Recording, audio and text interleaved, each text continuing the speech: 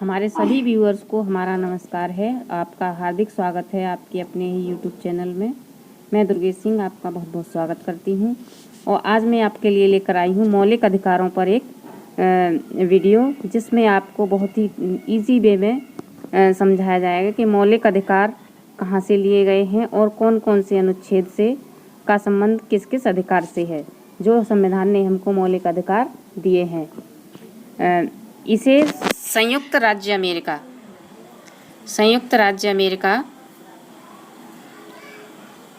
के संविधान से लिया गया है और इनका वर्णन हमारे संविधान के भाग 3 में अनुच्छेद 12 से 35 में दिए गए हैं और इसे संविधान संशोधन 44वां संविधान संशोधन के द्वारा इनको लागू किया गया, जिसे भारतीय संविधान का मैग्ना कार्टा कहा जाता है। 44वां संशोधन को भारतीय संविधान का मैग्ना कार्टा कहा जाता है, जिसके अंतर्गत पहले हमें 7 अधिकार प्रदान किए गए थे, जिसमें 44वें संशोधन के द्वारा संपत्ति के अधिकार को इससे हटा दिया गया और इसे कानूनी अधिकार घोषित कर दिया गया।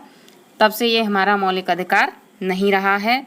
44वें संविधान संशोधन जो 1978 में हुआ था, संपत्ति के अधिकार को मौलिक अधिकार से हटाकर अनुच्छेद 300A के अंतर्गत कानूनी अधिकार कर दिया गया है। हम अभी अपनी बड़े ही इजी तरीके से समझते हैं इनको याद करने के तरीके से, कि हमने जो समता या समानता का अधिकार है उसका वर्णन अनुच्छेद 14 से 18 में दिया गया है। इसका मतलब है इक्वलिटी। स्वतंत्रता का अधिकार, स्वतंत्रता यानी फ्रीडम, स्वतंत्रता का मतलब है फ्रीडम, और इसका वर्णन है अनुच्छेद 19 से 22 तक इसका वर्णन दिया गया है। तीसरा है हमारा शोषण के विरुद्ध अधिकार और इसका वर्णन 23 से 24 के अंतर्गत है, जिसको एक्सप्लॉयटेशन के नाम से जाना जाता है।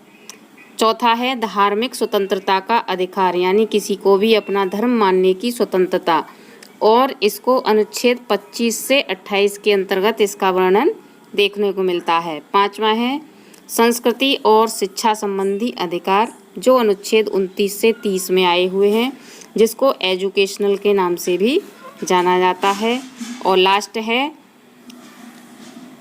रेमेडियल संवैधानिक उपचारों का अधिकार, जिसका वर्णन अनुच्छेद 32 में दिया गया है, जिसको संवैधानिक उपचारों का अधिकार कॉन्स्टिट्यूशनल रेमेडीज के नाम से जाना जाता है, जिसको आप वेरी शॉर्ट ट्रिक में EFERER करके याद कर सकते हैं। बड़े ही इजी तरह से E for equality, F for freedom, E for exploration, R for religion, E for educational, R for remedies, यानी EFERER। इस तरह से आपको बड़े ही इजी तरीके से आप इनको याद रख सकते हैं। हमारा जो सबसे पहला अधिकार है समानता यानी इक्वलिटी का अधिकार, इसका वर्णन अनुच्छेद 14 से 18 के बीच में दिया गया है। अनुच्छेद 14 विधि के समक्ष समानता, अनुच्छेद 14 का वर्णन करता है कि विधि के समान यानी कानून के सामने सभी समान हैं, कानून किसी के साथ कोई भी भेदभाव नहीं करेगा तथा राज्य सभी व्यक्तियों के लिए एक समान कानून बनाएगा और उन पर एक समान लागू करेगा, चाहे वो किसी भी जाति का हो, चाहे किसी भी पद पर हो, चाहे किसी भी वर्ग का हो, सभी के लिए अनुच्छेद 14 समान कानून की व्यवस्था करता है। अनुच्छेद 15 धर्म, नस्ल, जाति, लिंग, स्थान के आधार पर भेदभाव को निषेध मानता है, यानी इसके अनुसार अनुच्छेद 15 कहता है कि धर्म, नस्ल, जाति, लिंग और जन्म स्थान के आधार पर किसी के साथ कोई भी भेदभाव नहीं किया जाएगा। राज्य के द्वारा धर्म, जाति, लिंग, नस्ल या जन्म के स्थान पर के आधार पर नागरिकों के प्रति जीवन में किसी भी क्षेत्र का भेदभाव नहीं किया जा सकता है। इसी में अगला क्रम है अनुच्छेद 16। अनुच्छेद 16 कहता है कि लोक नियोजन के विषय में अवसर की समानता, यानी नौकरी के क्षेत्र में भी सबको समान अवसर दिए जाएंगे और ये अनुच्छेद 16 इसका प्रावधान करता है कि चाहे कोई भी व्यक्ति किसी भी वर्ग का हो, चाहे अमीर हो या गरीब हो, चाहे किसी भी जाति का हो, किसी भी धर्म का हो, उसे सरकारी नौकरियों में समान रूप से सहभागिता दी जाएगी।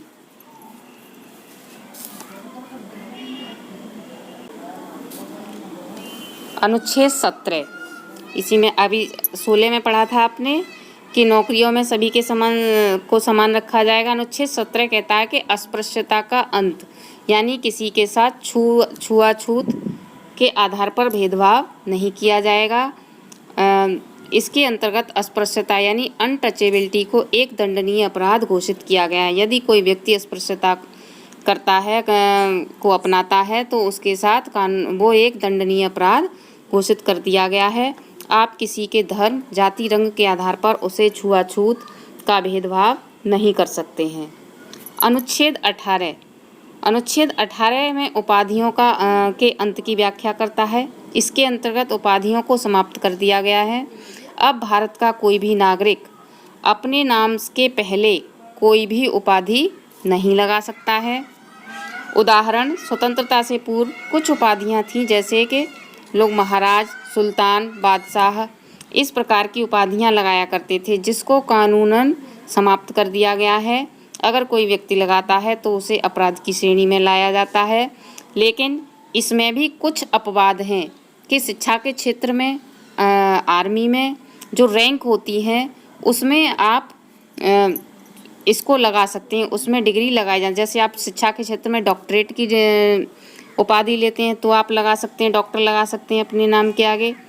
राष्ट्रीय पुरस्कार जैसे कि भारत रत्न, पद्म विभूषण, पद्म भूषण आदि लिए जा सकते हैं, पर इन्हें भी आप उपाधि के रूप में प्रयोग नहीं कर सकते हैं। अनुच्छेद 14 से 18, अब इनको सारांश रूप में हम समझ लेते हैं कि हम एक अपने मन में एक कहानी सी समझकर चलते हैं कि हमने कोई धारणा बनाई। मान लीजिए हम किसी के पास गए, कानून के पास जाते हैं।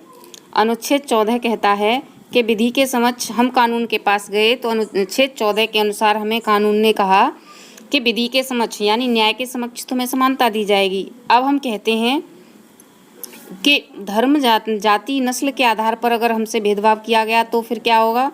तो अनुच्छेद कहता है 15 कहता है कि मैं तुम्हारे लिए ये व्यवस्था करता हूँ कि धर्म, नस्ल, जाति, लिंग के आधार पर तुमसे भेदभाव किया कोई भी भेदभाव नहीं होगा। अनुच्छेद 16, इसी क्रम में जब आपने अगला प्रश्न किया कि चलिए धर्म के नाम पर मेरे साथ भेदभाव नहीं हुआ, लेकिन क्या अगर मैं नौकरी मांगने जाता हूँ तो क्या मुझे अवसर की समानता दी जाएगी। तो इसकी पुष्टि करने के लिए अनुच्छेद 16 कहता है कि हाँ, मैं तुम्हारे साथ हूँ, मेरे अनुसार तुम्हें नौकरियों में समानता दी जाएगी, तुम्हारे साथ कोई भी भेदभाव नहीं किया जाएगा। अब मेरे मन में प्रश्न आता है तो मैं कहता हूँ कि कहीं अस्पृश्यता तो नहीं होगी मेरे साथ, कहीं छुआछूत का भेदभाव तो नहीं होगा। तो इसके लिए संविधान ने हमको अनुच्छेद 17 दिया है और 17 कहता है कि मैं ये प्रावधान करता हूँ कि तुम्हारे साथ अस्पृश्यता का अंत होगा, तुम्हारे साथ कहीं पर भी छुआछूत का भेदभाव नहीं किया जाएगा। अब मेरे मन में प्रश्न आता, कहीं उपाधियों के आधार पर तो कोई मेरे साथ भेदभाव नहीं करेगा कि अगर किसी के पास कोई बड़ी उपाधि है तो मुझे हीन समझे। तो अनुच्छेद 18 कहता है कि उपाधियों का मैंने अंत कर दिया है, इसलिए अब तुम पूरी तरह से समान हो, तुम्हारे साथ कोई भी भेदभाव नहीं है। इस प्रकार अनुच्छेद 14 से 18 हमारे लिए समानता के अधिकार की व्यवस्था करता है। हमारा दूसरा अधिकार है स्वतंत्रता का अधिकार, जो अनुच्छेद 19 से 22 तक वर्णित है। अनुच्छेद 19 के अंतर्गत वर्तमान में हमें कुल 6 स्वतंत्रता के अधिकार दिए गए हैं, 6 स्वतंत्रता के अधिकार मिले हुए हैं, पर मूल संविधान में 7 तरह की स्वतंत्रता का उल्लेख था, जो 19A से लेकर 19G तक थे। लेकिन इसमें से 19F को इसमें से हटा दिया गया, जो संपत्ति का अधिकार है, इसे कानूनी अधिकार में बदल दिया गया। कानूनी अधिकार में बदल दिया गया। 19A हमें बोलने की स्वतंत्रता प्रदान करता है कि हम किसी के भी के बारे में भी कुछ भी बोल सकते हैं, हमें बोलने की स्वतंत्रता है। 19B के अनुसार हमें कहीं पर भी अगर हमारे बोलने की बात नहीं सुनी जाती है तो हम अपनी बात को सिद्ध करने के लिए कहीं पर भी सभा कर सकते हैं, कहीं आयोजन कर सकते हैं जिसमें हम अपनी बात रख सकते हैं। अगर इतने पर भी हमारी बात नहीं सुनी जाएगी तो 19C हमसे कहता है कि हमें संगठन बनाने की स्वतंत्रता है। मान लीजिए हम कहीं काम कर रहे हैं और वहाँ का मालिक हमारी बात नहीं सुन रहा है तो हम उस कंपनी में अपना संगठन बना सकते हैं। ये स्वतंत्रता हमको संविधान के अनुच्छेद 19C ने हमको प्रदान की है। अगर इसके बाद भी वहाँ पर हमारी बात नहीं सुनी जाती है तो 19D कहता है कि देश में कहीं पर भी आवागमन करने की आपको स्वतंत्रता है। आवागमन करके आप अपनी बात को मनवा सकते हैं। 19E इसी क्रम में आगे बढ़ता है कि अगर एक जगह से आप दूसरी जगह जाते हैं तो वहाँ पर आपको निवास करने, वहाँ पर बसने की भी स्वतंत्रता है। आप कहीं पर भी रह सकते हैं। अब इसमें 19F जो है इसको समाप्त कर दिया गया है 44वें संशोधन के अधिकार के आधार पर। तो 19G कहता है कि जब हम कहीं रहेंगे तो हमें धन कमाने की आवश्यकता होगी, तो 19G हमें कहीं पर भी व्यापार करने की स्वतंत्रता प्रदान करता है। अनुच्छेद 20 दोष सिद्ध के संबंध में संरक्षण। अनुच्छेद 20 हमें हम पर दोष सिद्धि के संबंध में संरक्षण प्रदान करता है। इसके अंतर्गत हमें 3 प्रकार की स्वतंत्रता दी गई है। नंबर 1, एक अपराध की एक ही सज़ा होगी। अगर हमने अपराध किया है तो हमें एक ही सज़ा मिलेगी, उसके लिए हमें बार बार दंडित नहीं किया जा सकता है। ये स्वतंत्रता हमको संविधान ने दी है अनुच्छेद 21 के तहत। दूसरी, अपराध करते समय जो कानून बना उसी के तहत सज़ा दी जाएगी। यानी जब हमने अपराध किया था उस समय जो कानून लागू था हमें सज़ा भी उसी के अनुसार दी जाएगी। अगर हमारे अपराध करने के बाद कोई कानून परिवर्तन होता है तो हमें उस कानून के तहत सज़ा नहीं होगी। ये लिखित में अनुच्छेद 20 में लिखा हुआ है कि उस समय हमने जो अपराध किया था और उसकी जो सज़ा थी हमें उसी के अनुसार सज़ा मिलेगी। और 30, खुद के खिलाफ गवाही देने के लिए बाध्य नहीं किया जा सकता। यानी कोई भी हमें हमारे खिलाफ गवाही देने के लिए बाध्य नहीं कर सकता है। ये स्वतंत्रता हमें संविधान ने दी हुई है। अनुच्छेद 21 कहता है प्राण एवं दैहिक स्वतंत्रता। यानी इसके अंतर्गत सभी व्यक्तियों को कानूनी सीमा के अंदर जीवन जीने का अधिकार है। किसी भी व्यक्ति से जीवन जीने के अधिकार को छीना नहीं जा सकता। अनुच्छेद 21A शिक्षा के अधिकार का प्रावधान करता है। 86वें संशोधन जो 2002 में किया गया था उसमें 6 से 14 वर्ष की आयु के समस्त बच्चों के लिए शिक्षा निःशुल्क और अनिवार्य करने का प्रावधान जोड़ा गया। अनुच्छेद 22 गिरफ्तारी से संरक्षण। अनुच्छेद 22 हमें गिरफ्तारी से संरक्षण प्रदान करता है और 2 प्रकार से ये हमको संरक्षण प्रदान करता है, जैसे कि आपको स्ट्रक्चर में दिखाई दे रहा है कि अपराध के बाद और अपराध के पहले।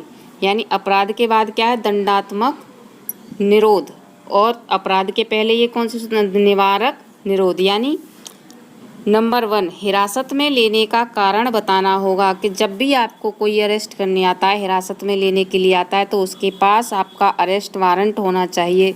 अरेस्ट वारंट के बिना वो आपको गिरफ्तार नहीं कर सकता है।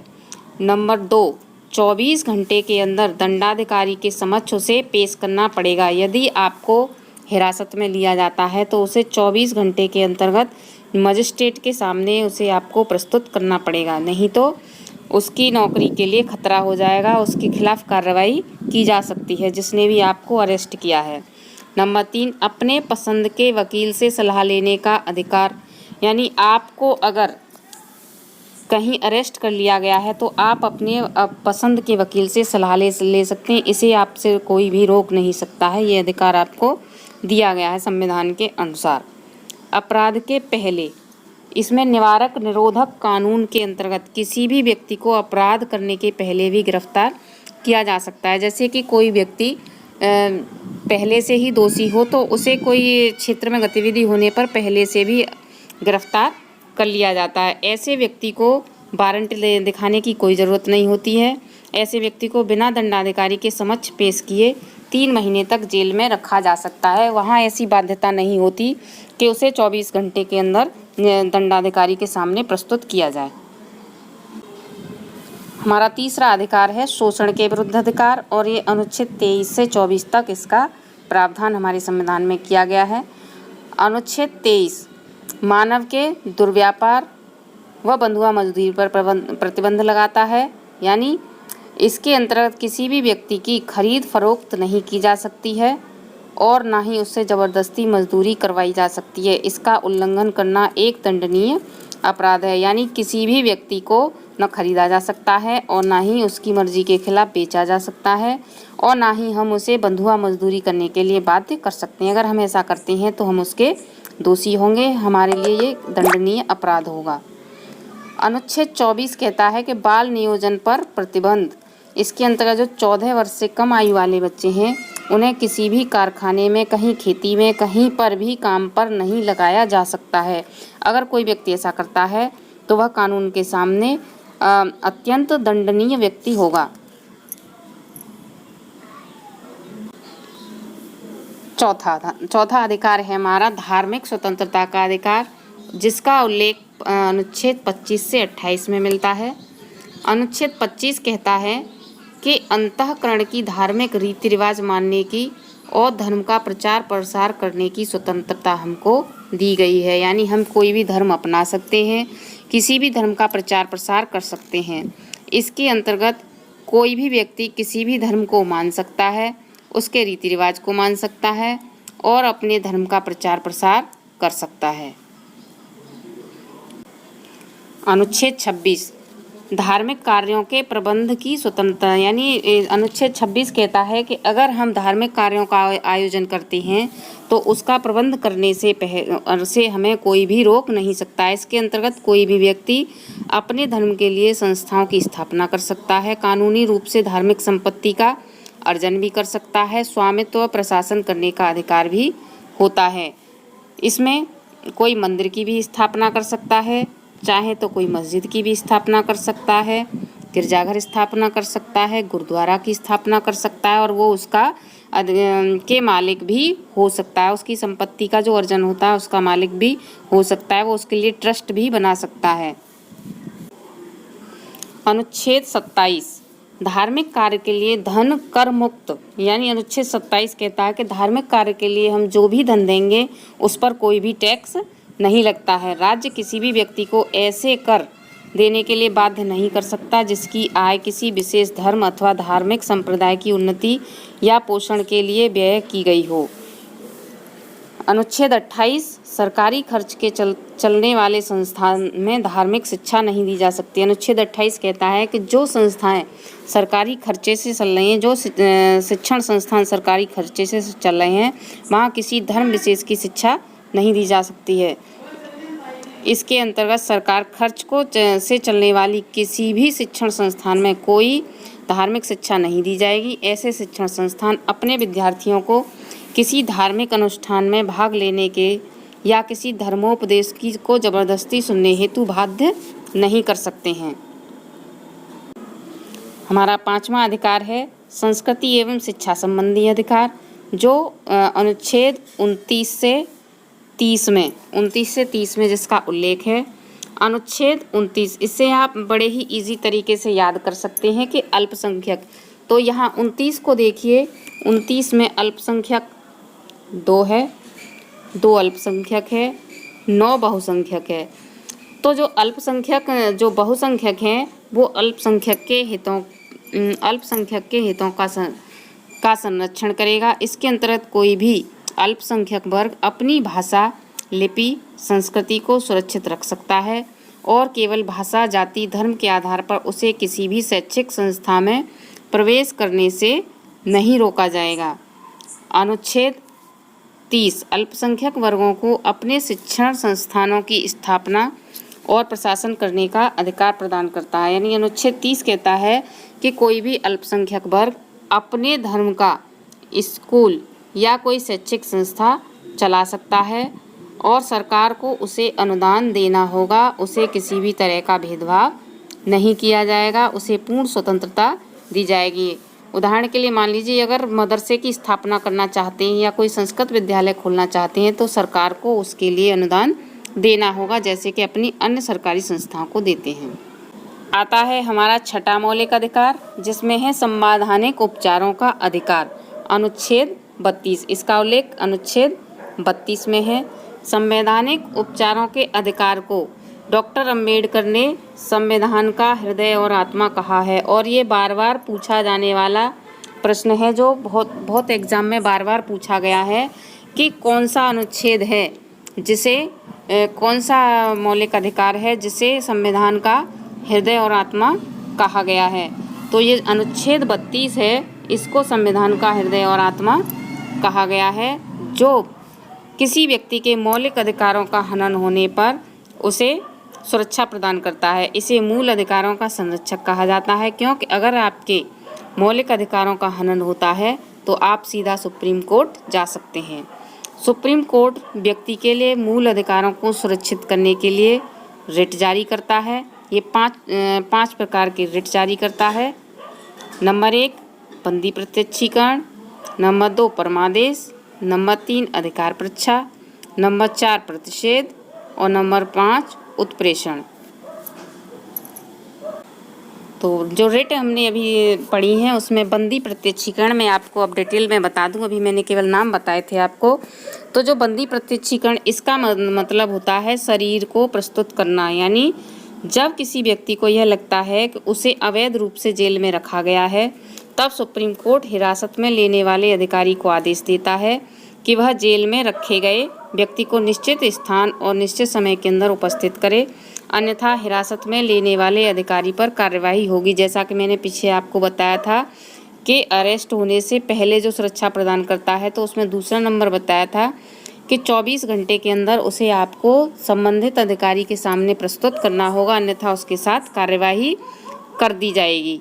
अगर ऐसा नहीं करता है तो आपका वकील जज के पास जाएगा और वहां से आदेश लेकर आएगा कि आपको उसके सामने प्रस्तुत किया जाए। नंबर 2 परमादेश। परमादेश का अर्थ होता है जब कोई सरकारी अधिकारी अपने सार्वजनिक कर्तव्य पब्लिक ड्यूटी का निर्वाह नहीं करता है, तब सुप्रीम कोर्ट उस पर रिट जारी कर सकता है।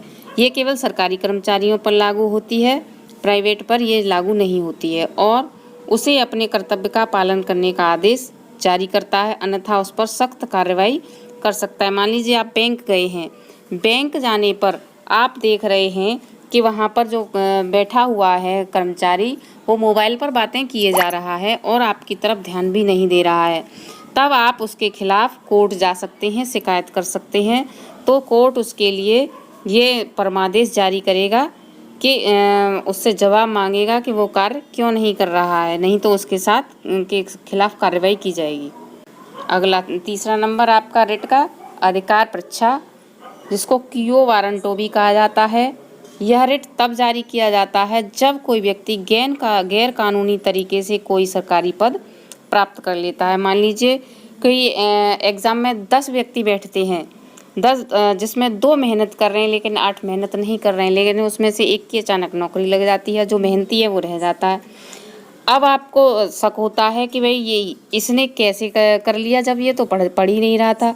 जब आपने उसका रिजल्ट नेट पे चेक किया तो उसका नाम ही नहीं आ रहा कि इसका लिस्ट में नाम है पास होने वाले, तो आप ऐसी स्थिति में कोर्ट जा सकते हैं। आपको यह अधिकार पूछने का अधिकार है कि ये इस व्यक्ति का सिलेक्शन कैसे हुआ, तो तब कोर्ट उसके लिए रिट जारी करता है कि अधिकार परीक्षा जो रिट है वो जारी होती है।